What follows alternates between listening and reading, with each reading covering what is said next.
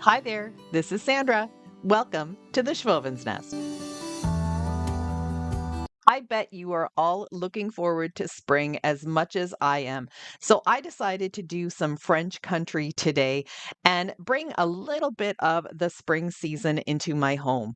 So the first thing I'm doing is taking this little white container that I picked up at the Goodwill for $1.79, and I'm not going to do anything to it besides just clean it up really well. I used my Cricut Joy to cut out a stencil design on some vinyl, and now I'm just weeding it out, and you'll see it in just a moment. It's a little bit like a fleur-de-lis pattern with a little bit of extras. I had to cut the vinyl around the edges a little bit smaller so it would all fit into the space that I have. Then I'll use transfer tape and add it to my project.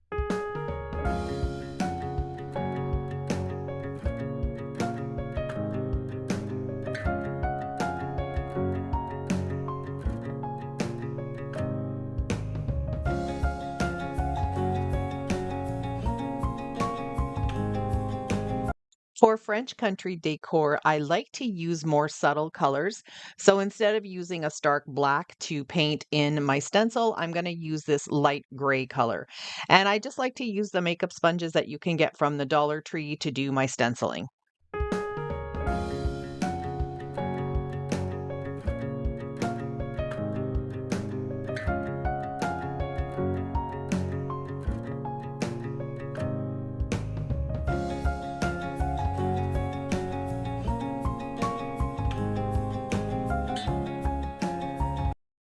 I found this little bunny pot hanger at a local store, and he's green. I have no idea why they would make a bunny green. But anyway, I'm going to give him a couple of coats of the same gray paint that I used for the stencil. And this is a chalk paint, so it goes on really nice and thick and will give me a good coverage. I'm going to add a piece of foam into this arrangement.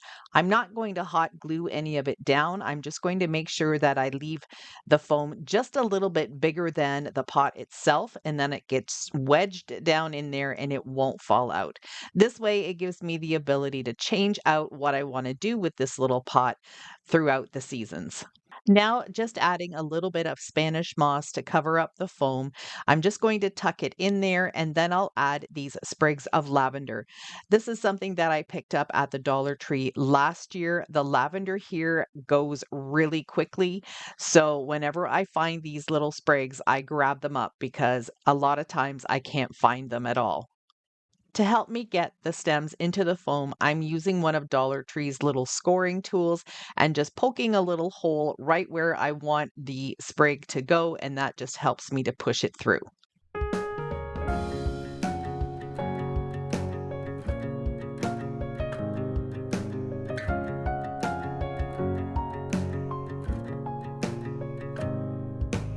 The two coats on the bunny are dry, and I started using a paper towel that was just dry just to kind of take off some of that, but it didn't work. So I decided to just grab what I had handy, and that was this little scoring tool.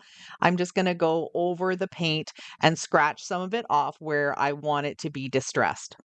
When you think about distressing objects, usually the parts that are raised up will get the most wear. So that's where you'll want to take off some of the paint.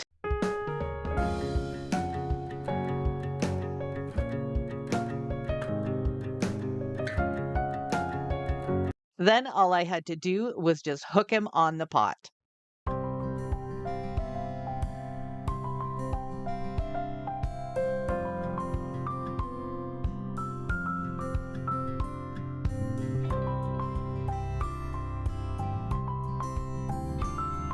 I'd like to thank all of my current subscribers for hanging out with me and supporting the growth of my channel. If you're new to my channel and you like what you see, I'd love it if you could hit that red button too.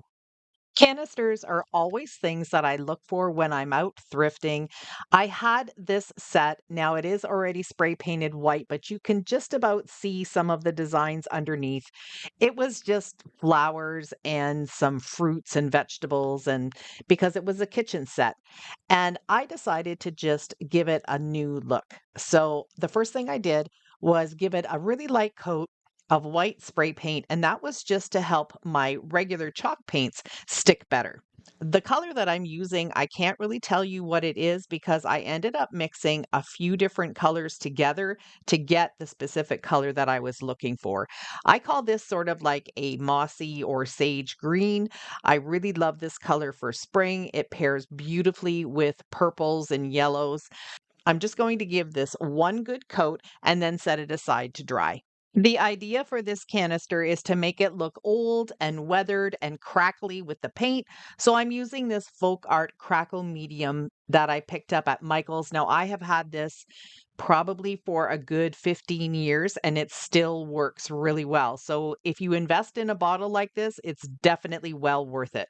Although I have seen people use just regular school glue, like the clear kind, so you could try that as well. I want the cracks to be more thin and not quite so pronounced, so I'm just doing a thin layer. The crackle medium is completely dry, and now I'm just using some white chalk paint, and I'm going to give it not a super thick layer, but a thick enough layer that I can start seeing some of the cracks appear. You really have to play with this technique and practice with it until you get the look that you're going for, and then you can decide how thick you want the paint, how thin you want the paint, and what colors you want to use with it. Another thing to remember when you're using a crackle medium is if you want your cracks to go up and down, like mine are, so they'll be vertical, then you put your paint on in vertical strokes. If you want your cracks to go horizontally, then you need to put your paint on horizontally.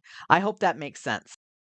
The crackle medium activates the paint fairly quickly, so you can already see some of the cracks coming through. Once the canister was completely dry, I decided that it still looked a little plain and it needed something on it. So I'm taking this stamp. Now, this is a French stamp from the IOD Crockery Stamps collection, and I'm going to be putting it on some white tissue paper. So I'm going to stamp a couple of times on the tissue paper, and then I'm going to just use that with some Mod Podge and add it to the canister. I also found my old acrylic block that I used to use for scrapbooking, and I put the stamp on there, and it just gives me a little bit more control because I have something a little bit thicker to hang on to than just the stamp by itself. I also have this stamp cleaning pad where I clean my stamps with some stamping mist. And this is all, like I said, really old from my scrapbooking days, but it all still works. So why not? I just use one side of it and spray the mist on there, clean it, and then use the other side of the pad to dry it off. And if you're interested in any of these types of products, I have everything in a grouping on my Amazon store. So just head on over there and look for the stamp and ink supplies, and you'll find everything there, plus some amazing silicone stamps that I found on Amazon. I'm using a small brush that's dipped in some water, and I'm just going to trace around the shape of my stamp. This will give me the ability to tear the tissue paper very easily, and I won't get any of those harsh lines around from cutting.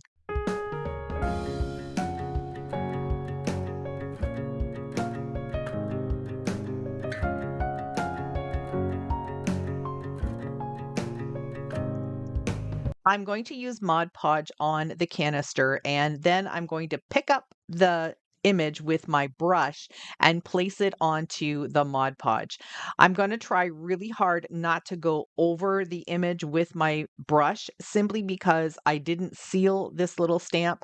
I probably should have done that maybe with some hairspray, or if you have like a clear matte spray finish, you could do that as well, but I was just really gentle and made sure that I didn't smudge any of the ink.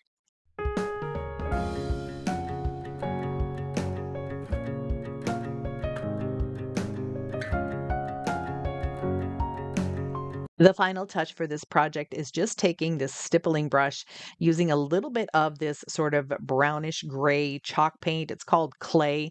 And I'm just going to be adding it here and there onto the canister just to make it look like it's a little dirty and that it's been aged even more. I love how this one turned out, and I hope you love it too.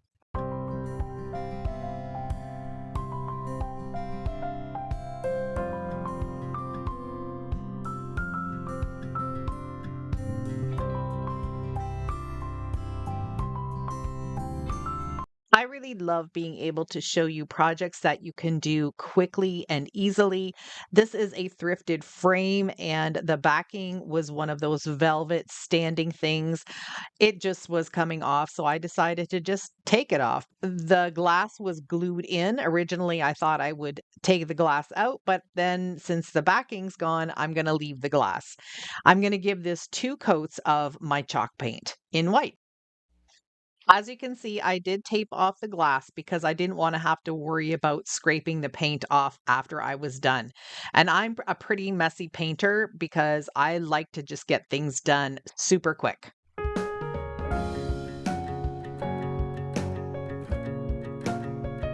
Since there's so much pretty detail around the corners of this frame, I'm just taking some rough grit sandpaper and I'm running it over all of the raised edges. And this is just going to bring back some of that wood grain and gold color that it had in the beginning. Then I'm also going to do the same thing on all of the raised lines and grooves that you can see here. And that's just going to make it look a little bit more weathered and vintage.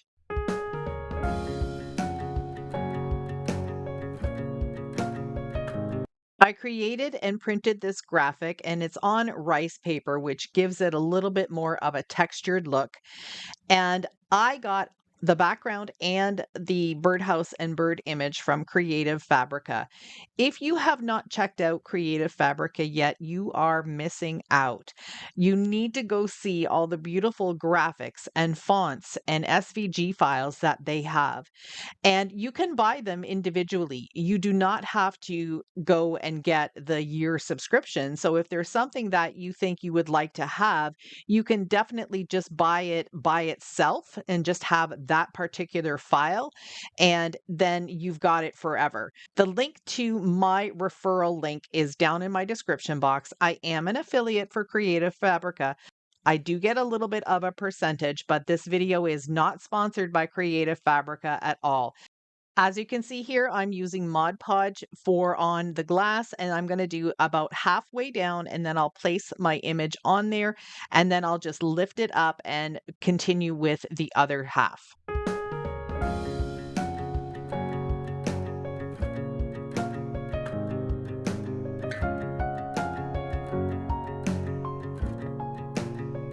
If you're not interested in heading over to Creative Fabrica, you can check out my Etsy shop because I will have some of these images available for you there too.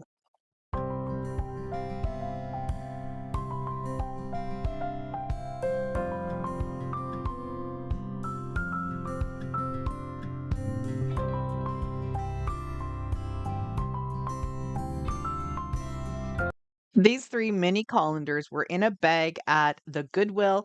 They were included with a whole bunch of other things, and when I got up to the register, I said, "Listen, I only want these 3 little colanders. Can I just redonate the rest?" And they said, "Sure, no problem." So I had no problem paying $5 for these 3 little colanders because I think they are absolutely adorable. Now, I wanted to do something vintage with these, and I didn't want to do like a rusty galvanized look. So I'm using some of this mushroom chalk paint that I have, and I just started dabbing it on, and I really didn't like where this was headed, but now I was committed to painting this. So once I went around and did the whole thing, I then took another brush, just a regular paintbrush, and went over it one more time just to give it a little bit more of a solid color. At first, I thought it would look okay just having it dabbed on, but I really didn't like the look of it. I still left some of the metal peeking out in some spots, and I really liked this look much better. All I'm going to do now is stuff some Spanish moss into it. And I have this little ceramic bird that was part of a wind chime set. That's why it's got that little hole in the back. But you won't really see that once it's decorated. I'm going to add some little greenery sprigs and a few little pieces of lavender. And this one is done. So again, really simple, quick, and easy.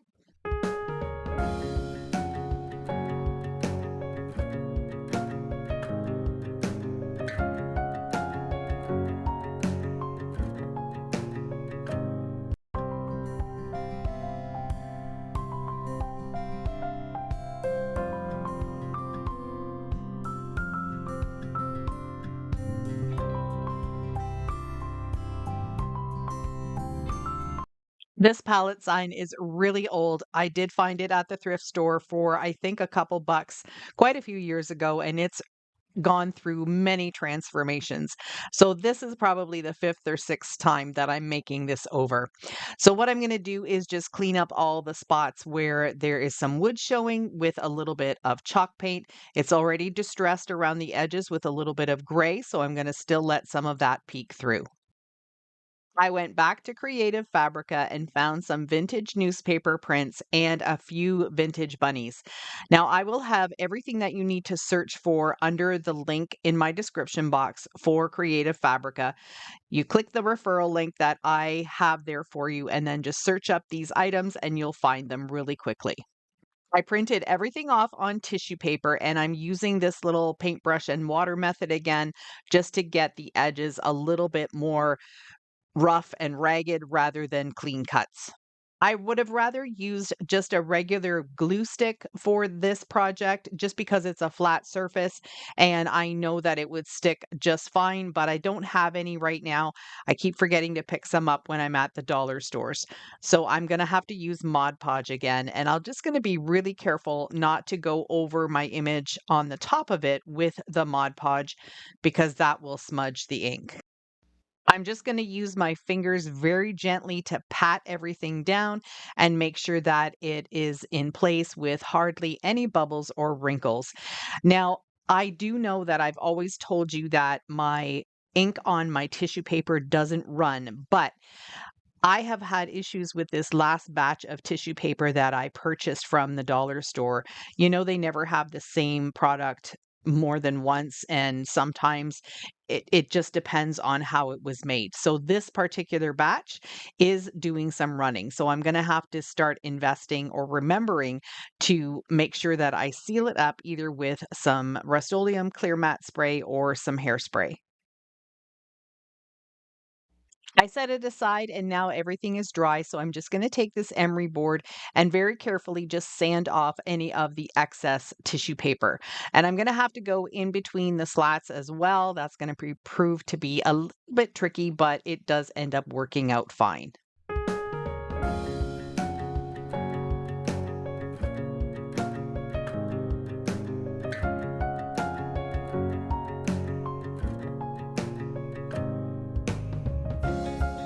Then I went a little bit further and I took the emery board and just sanded down where the tissue paper met the painted board just to give that more of a faded look still. And then sanding off some of that tissue paper just looks like it blends right into the wood planks. These are some wood embellishments that I picked up at a local store, and I thought I would take these and put them on the top and the bottom of my bunny sign. And the first thing I'm going to do, though, is just give them a really good coat, just one good coat of white chalk paint, making sure I get into all the little nooks and crannies. One last thing that I wanted to do was just take my brush that already had some white paint on it and kind of stipple off the excess, but then just go over the newspaper print a little bit just to distress it even further. And I just thought that the bunny was a little too dark and needed a little bit of distressing too. So I went across him, gave him some white streaks, and I think it all looks a lot better. Probably should be using some wood glue if I wanted this to have a permanent hold, but you know me, I'm probably going to make this sign over at some point down the road again. And I thought if I just used a little bit of hot glue just to hold these in place for now, I'd be able to pop off these little wood embellishments and maybe use them on a completely different project too. I'm going to put one in the center on the top and then one in the center on the bottom, and they're facing in on each other. I really love how this sign turned out, and I think it is something that might be sticking around in my home, especially throughout the Easter season.